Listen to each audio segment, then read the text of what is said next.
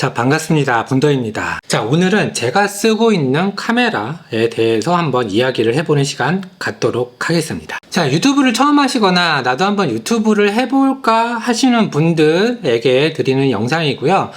그렇게 어렵지 않다 라고들 얘기는 하지만 사실 뭐부터 시작을 해야 될지, 어떤 것부터 시작을 해야 될지 고민이 많으실 것으로 생각이 들어요.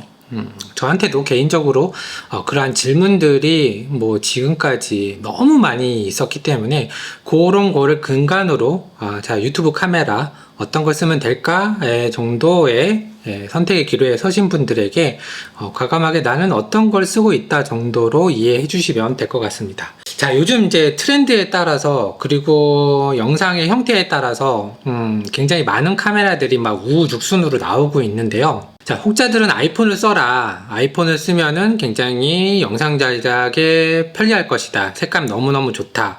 예, 맞는 말씀이고요. 혹자는 미러리스를 써야 된다. 소니 걸 써야 된다. 그런 부분에서 중심을 좀 잡았으면 좋겠다라는 거죠. 자, 카메라 선택에 있어서 제일 첫 번째는 편집기입니다. 내가 편집을 컴퓨터로 할 수 있냐 그러면 굉장히 그 스펙트럼이 넓어지고요. 나는 컴퓨터가 없다. 컴퓨터 다루는데 조금 무섭다. 겁난다. 컴퓨터를 안 다루기 때문에 사무실에만 있고 집에는 컴퓨터가 없다. 이러한 분들이 요즘 굉장히 많아지고 있습니다. 예, 그래서 그런 분들한테는 과감하게 이렇게 제안해 드릴 수 있어요. 그냥 아이폰으로 쓰고 아이폰에서 편집을 해라. 혹은 아이패드로 사용을 해보면 어떻겠느냐. 이 정도의 추천을 해 드릴 수 있고요. 실제로 급할 때 사용을 하고 있는 아이폰 13 미니입니다. 아이폰 11부터 아마 HDR 영상이 지원이 되기 때문에 HDR이 뭔지 모르겠다 라고 하시는 분은 HDR 검색을 좀 해보시면은 이런 기능이구나 라고 아실 수가 있을 텐데요. 아이폰으로 찍고 아이폰에서 바로 편집을 하고 아이폰에서 송출을 해버리고 업로드를 해버리는 그 작업이 아이폰들이 너무너무 좋아졌어요. 그래서 어렵지 않다. 굉장히 긴 영상도 충분히 아이폰에서 다 편집이 가능하다. 이제 대신 단점이 화면이 너무 작다라는 거죠. 예, 그리고 아이폰으로 찍을 때는 너무너무 이 거치 방법에서 조금 현타가 오실 거예요. 그리고 만약에 여행을 간다 그러면은 핸드폰으로 지도도 봐야 되고 막 검색도 해야지 되는데 찍고 길 찾고 뭐 우버 부르고 그랩 부르고 뭐 이런 것들이 멀티가 좀 잘 안 되실 거예요. 그래서 어떤 목적으로 사용을 하느냐, 나는 간단하게 아이폰으로 뭐 쇼츠를 만들다 하면은 굉장히 좋은 카메라라고 추천을 드리고 싶습니다. 그리고 나서 나는 좀 카메라를 좀 써봐야겠다, 카메라를 좀 사용해 봐야겠다, 이런 분들에게 추천드릴 수 있는 거는, 그리고 나서 나는 좀 카메라를 써야겠다 라고 하시는 분들이 계실 거예요. 그런 분들에게 오히려 좀 되물어 보는 스타일인데, 그럼 너는 어떤 영상을 찍을 거냐, 네가 남을 찍어줄 거냐 아니면 네가 네 자신을 찍을 거냐.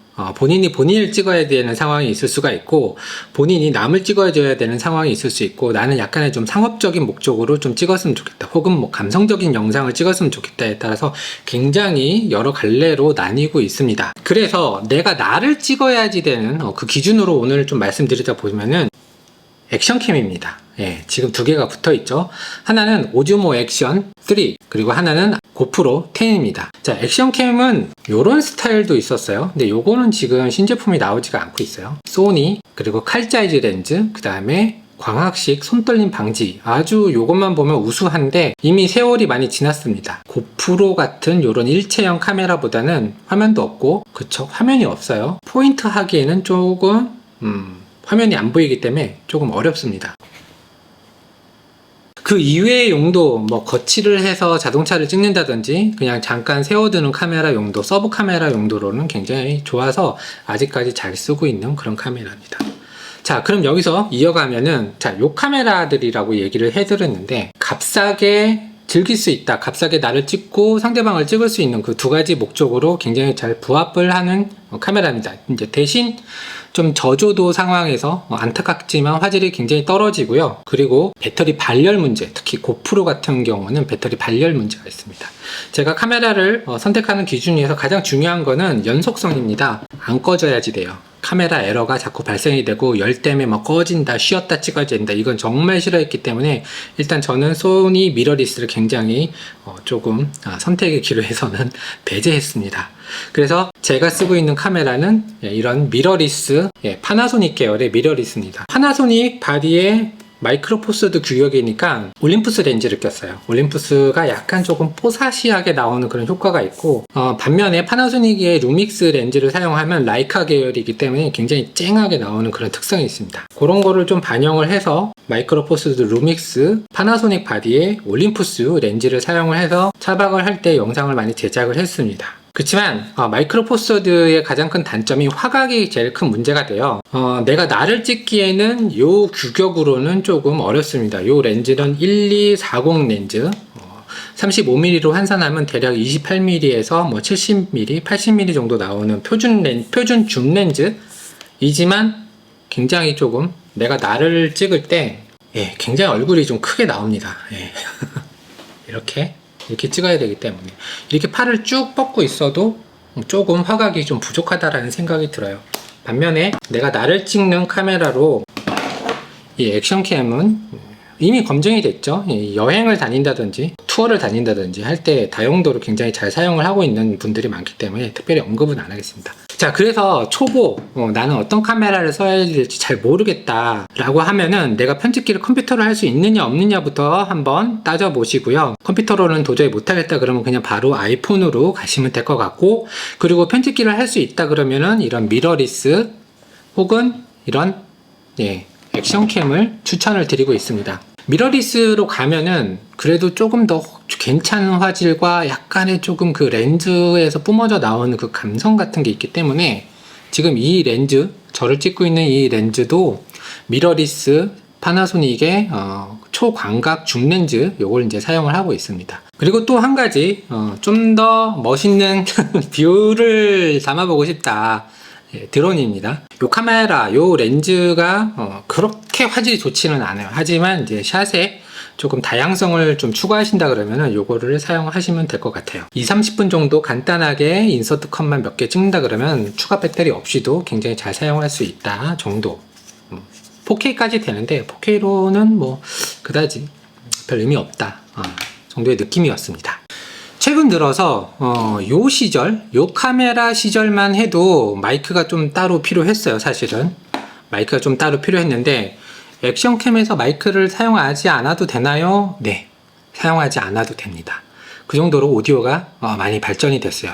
그렇다고 이제 굉장히 좋은 마이크하고 비교를 하기에는 조금 역부족인 거는 사실이에요. 하지만 액션캠 그 본질을 위해서 생각을 해본다 그러면은 그냥 없이 찍어도 충분히 다 내 목소리를 다 잘 집어넣을 수 있는 그 정도 환경입니다. 대신 조금 작게 녹음이 돼요. 작게 녹음이 되기 때문에 좀 더 편집할 때 좀 이제 부스트를 좀 줘야 되고 레벨을 좀 올려야지 되고 조정을 좀 해야지 되는 그런 번거로움은 조금 있어요. 액션캠으로 지금 최근에 여행기를 좀 많이 찍어서 올려봤는데 전부 다 이걸로 찍은 겁니다.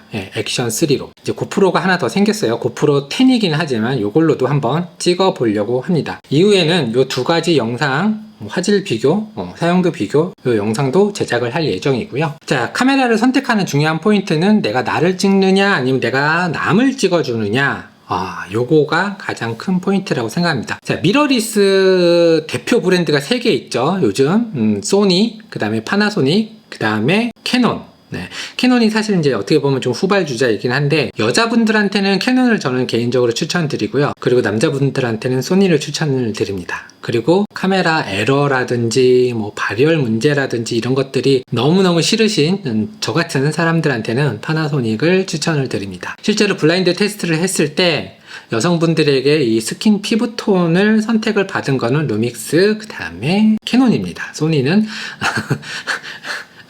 여자분들한테 블라인드 테스트에서 선택을 받지 못했어요. 의외로 소니가 이 스킨톤에 굉장히 약하다라는 단점이 있는. 액션캠 같은 경우는 이제 흔들림 방지 기술 여기 아주 잘 장착이 되어 있어요. 그렇지만 미러리스를 사용을 한다, 좀 더 큰 카메라를 써서 안정적이게 쓰고 싶다라고 하시면은 이런 짐벌 같은 스테빌라이저 기능이 있는 이런 이제 짐벌을 사용을 하셔야 되는데 이것 또한 DJI를 저는 사용을 하고 있습니다. 그러고 보니까 DJI가 하나 더 있어요. 이렇게 보면 핸드폰을 장착을 해서 찍을 수 있는 핸드폰 전용 최신형은 아닙니다. 예, 오즈모 시리즈인데 오즈모 OM4 벌써 이제 6가 나왔는데요. 괜찮습니다. 예, 꼭 최신형 살 필요 없습니다. 이런 거 당근 같은 데서 구하면 쉽게 구합니다.